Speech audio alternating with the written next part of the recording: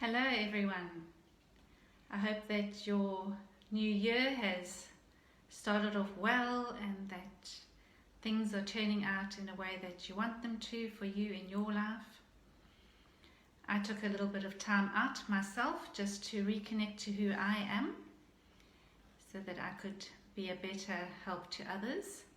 Very often in life we can become disconnected from who we are. It's something that can happen as a result of circumstances or just the busyness of life. We can get really taken up with so much and ultimately we lose touch with our own blueprint and our own knowledge of self.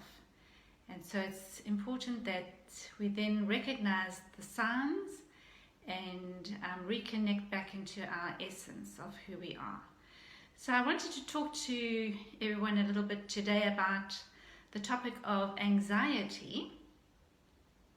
This is something that's very prevalent in our society, even from young. I've had to deal with some clients who are just young children really, who are suffering from anxiety. And adults too, of course. And what we need to understand very often is that the present anxiety we are suffering is not really always related to the present.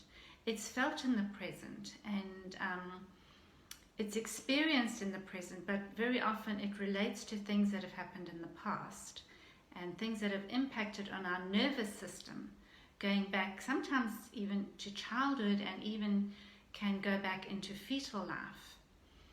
So anxiety felt in the present very often is related to trauma or to life's experiences that have eroded into our well-being and affected our nervous system and created a level of fear related to our world.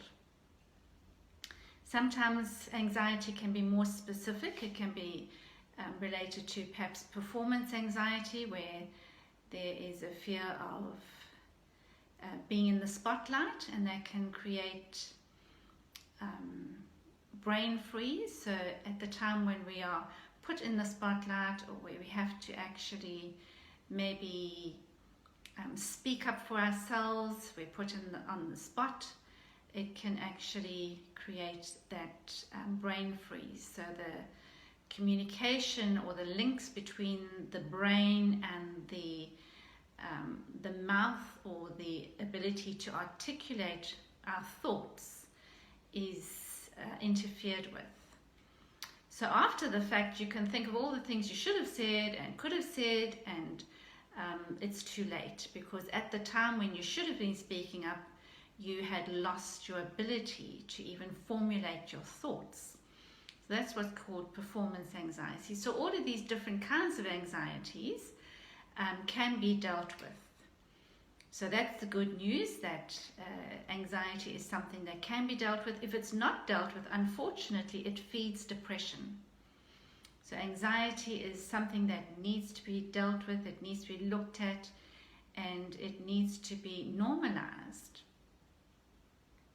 So that so sometimes fear, excessive fear, can become paranoia, and it can make it very debilitating to live our lives from a space of feeling paranoid or feeling a heightened sense of fear.